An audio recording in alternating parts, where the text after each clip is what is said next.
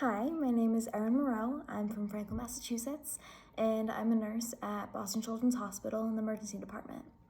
I've been there for about 10 months, so I'm coming up on a year. A typical day for me is usually very crazy.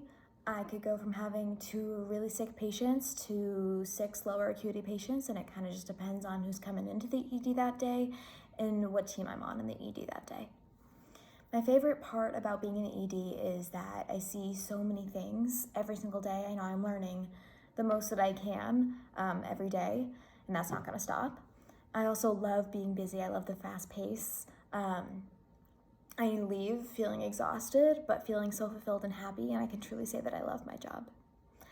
I initially didn't want to be a nurse, actually. I wanted to be a marine biologist, or I thought I did, until I realized that I only wanted to do that because I liked water and turtles, and that's not really a reason to pick a career, and I didn't really have the passion for it. So feeling lost, I remember writing down everything that made me feel full and made me happy and everything that I was passionate about. And I looked down and I realized that everything centered around caring for others and helping others feel safe.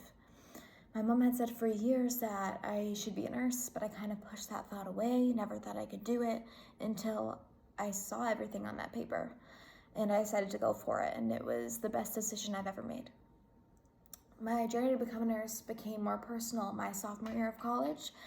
My grandmother was in the hospital the summer prior to that, and she was there for circulation issues. She had clots in both of her femoral arteries, so her blood wasn't circulating to her legs.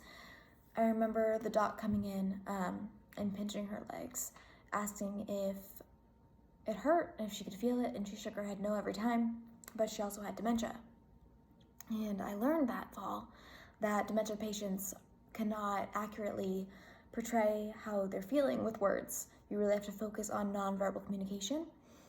And I remembered, as soon as we learned that my grandmother was crying and wincing when he was pinching her legs. But he said, nope, she's saying no, we can't do anything for her. Sent her home and she passed away a week later. And I was just so angry when I learned that information that I couldn't advocate for her, that the doctor and nurse didn't advocate for her. And I vowed right then and there that I would be the best advocate for my patients and for their families no matter what.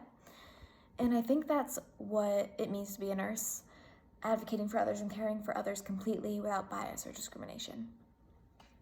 I've had a lot of financial stress during my journey to becoming a nurse and being a nurse. I started paying off my loans my junior year of college because St. A's, where I went, is definitely not cheap. Wonderful program though, but I still have quite a ways to go in terms of paying off my loans. And this year was definitely a lot more stressful. I know it was for everybody in terms of COVID. My dad actually had to close his business for about 6 months, and he's the main source of income for the family. So I was working 5 to 6 12-hour shifts a week, exhausted, trying to get bonuses so I could help pay for groceries and things like that. I'm happy I could do it, but it was very stressful in terms of paying off my loans. My main goal in healthcare is to make an impact, of course. Every day I hope to make at least one patient or family feel safe under my care and help them feel better mentally and physically. I actually recently was stopped in the hospital lobby by a patient's father 5 days after I took care of that patient. He remembered me by name and he thanked me for everything. He gave me an update and that made my heart feel so full. I was just so happy for the rest of the day. I knew I made an impact and that's my greatest motivator. So I hope to do that for everybody that I care for. In terms of the future, I hope to work in this ED for at least 3 more years. I want to become proficient or expert, more advanced rather, in emergency care. And then I hope to travel nurse to low-income areas with high Spanish-speaking populations. I'm fluent in Spanish and I'm really passionate about using that Spanish in my care. I really want to help that population. And I've always felt that I'm supposed to do something really important, really big.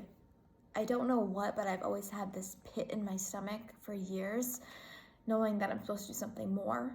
I'm not really sure what that is, but I'm gonna keep working until I figure it out and then I'm gonna do it. So that is my plan. Thank you so much for taking time to watch this video and for considering me for the grant. I greatly appreciate everything you're doing for everybody that you're giving this grant to and for the opportunity.